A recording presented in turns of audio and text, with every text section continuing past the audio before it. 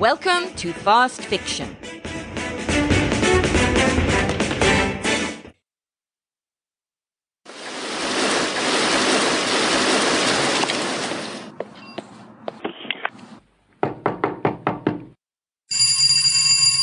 Muriel Peebles opened the door, and immediately her face was wreathed in smiles. Richard, what a lovely surprise! Her son pushed past her, crossly shaking the rain from his shoulders and umbrella. Mother, what have you done to the lock? I tried to use my key and it wouldn't open. The lock? Muriel was puzzled. Then she remembered. Oh, that's right, darling.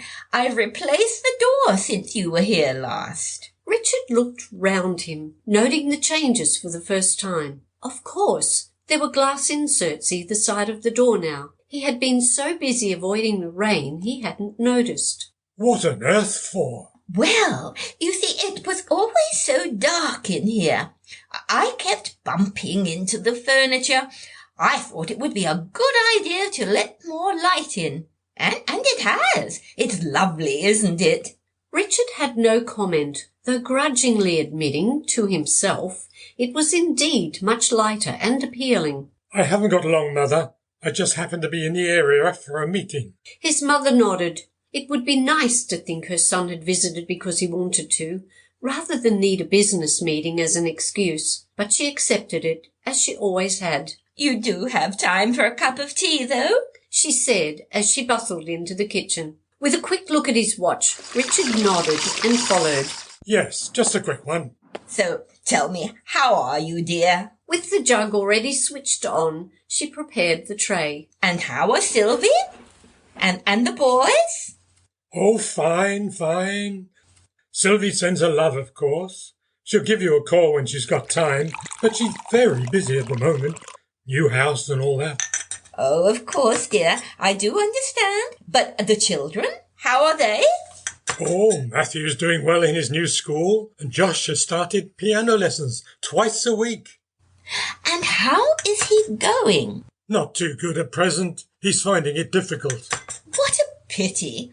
I expect they have both grown since I last saw them. If the question was intended to provide a little guilt at the laxity of visits, it was unsuccessful, for her son was soon distracted, looking around the kitchen. His eye still on his watch, he said, Mother, where's the Russian Samovar? Oh, Richard, you've spoilt my surprise. I was going to tell you about that the moment we had finished our tea. Richard knew the large, unusually shaped porcelain teapot had belonged to his Russian great-grandmother. But like his father, he had never been interested in any more details. However, it was part of his childhood, and he felt betrayed that it was no longer in its usual place on the kitchen cabinet. I sold it, she announced with pride. And what is more, I made a great deal of money out of it. The second statement had its desired effect, and placcated her son momentarily. He replied, I would hope so. I always knew it was worth a great deal. His mother nodded happily. Yes, exactly. That's what I told Mr. Samuels. Who on earth is Mr. Samuels? Richard was becoming uncomfortably bewildered. In his youth, his mother's lack of confidence had meant she had never done anything without asking advice from his father, and since being a widow, she had turned to her son for guidance. Selling a family heirloom was an important matter. Muriel saw Richard's questioning look. I met Mr. Samuels at the support group I've been attending. You know, for migraine sufferers. Like me, he has been plagued with migraine all his life, but he has learned to overcome it. It has made such a difference to me, Richard.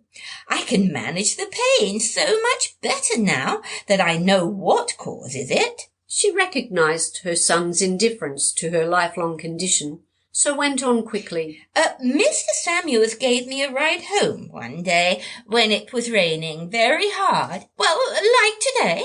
She shrugged towards the window. He told me about all the new therapies available nowadays. So helpful. Then we got talking about other things, and it turned out he was in the second-hand business. Well, When I told him about the samovar, he got quite excited and asked if he could see it. You didn't tell me any of this, Richard murmured irritably. The thought of his mother talking to strange men was bad enough, but that they had the audacity to invite themselves into the house was far worse. Quite unaware of his feelings, his mother went on. Well, dear, you still haven't given me your new telephone number, and quite frankly, I was a little short of money. She saw her son's face and went on hastily. Oh, not for anything important. My pension covers necessities. No, I just felt the need for a few new things. But, Mother, what do you know about the price of things? Richard persisted. Any unscrupulous person could take advantage of you. Oh, I know that, dear. That's why when Mr. Samuels came up with an offer, I rang up the Valuers Association. And you know, although it was very close, Mr. Samuel's offer was better. Richard looked at his mother in amazement.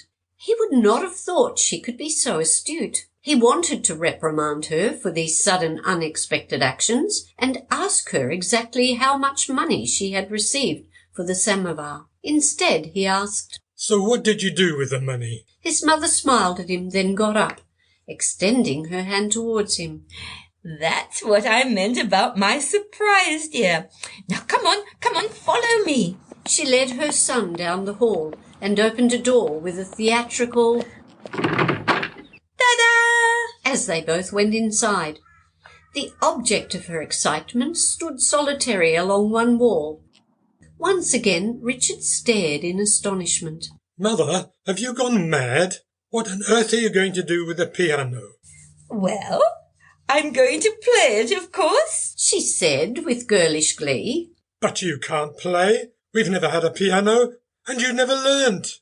Richard's voice was rising. With a clap of her hands, his mother retorted, No, you're wrong. It's true I couldn't play, but I can now. Listen. With a certain sense of formality, the old lady sat in front of the keyboard and slowly, with great concentration, began to play a simple version of Clair de Lune.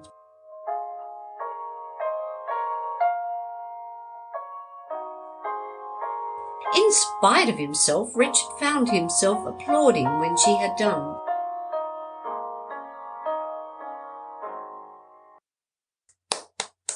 His mother beamed up at him happily. Thank you, dear. I knew you'd be pleased for me. Then she added with quiet modesty, Perhaps now I can help Josh a little. Caught up in curiosity, Richard nodded distractedly and asked, So when did all this happen? His mother swiveled around in her chair facing him. Well, dear, when I finished the transaction with Mr. Samuels, I happened to notice a lovely old antique piano in his shop at about the same price as the samovar. But Mr. Samuels convinced me it would be better to buy a smaller, newer style, like this, which would cost a great deal less and stay in tune better. So he introduced me to his friend, a Mr. Adams, who runs a music shop nearby. Mr. Adams advised me to buy this one and offered to teach me to play. Now, wasn't that nice of him? She looked at her son for confirmation, but Richard was still reeling from these disclosures and asked peevishly, So, Mother, what possessed you setting it up here, in my room? Mrs. Peebles patted his hand. But, dear, you haven't used this room in 20 years. I don't even think of it as yours any more. But I always liked this room because of the French windows leading to the garden. She opened up the window, and as if to confirm her statement, sunlight came flooding through. Oh, wonderful, wonderful. Look, the rain has stopped. She stepped outside. Speaking of the garden, Richard, do come and see what I've done out here with the rest of the money. Dumbly, Richard followed her to the small ivy-covered patio and was immediately confronted by a bright new table and chairs. His mother looked around her, chatting brightly. Now this is where I do my entertaining. Isn't the garden lovely? The small garden was indeed a picture. Dripping with diamond raindrops, the colourful geraniums hung in profusion in their hanging baskets, whilst large pots housed flowering shrubs. Richard almost snorted. Entertaining? That's a rather grand word for Mrs. Clark next door, isn't it, Mother? Goodness, old Mrs. Clark died 2 years ago. Clive Earnshaw lives there now. Oh, a charming widower. He has been so helpful getting the garden straight. She was reflective. Yes, all my new friends have been so helpful. As a matter of fact... She hesitated a moment, a little embarrassed as she looked at her watch. I'm running late to meet them. What? Richard looked at her, unsure of what she had said. Yes, Clive will be picking me up soon to take me to bridge. Richard was dumbfounded. Yes, isn't it amazing? You see, now that I'm sleeping so much better, I find I can concentrate quite well. Clive has just begun to learn and needed a partner. We now play with Mr. Samuels and his lady friend Annie, and they have both been very patient with us. Each week we play at each other's homes. Mrs. Peebles turned back to the house decisively. Well, dear, it was so nice of you to call so unexpectedly. But I'm afraid Clive will be here in a few minutes, and I've got to change first. Richard found himself being directed back through the French windows, along the corridor to the front door. A small kiss was planted on his cheek as he heard his mother saying, Do you think you could give me a little more warning before you come next time, dear? Ring me any time. You see, I bought an answering machine with the remainder of the money. It's just like yours.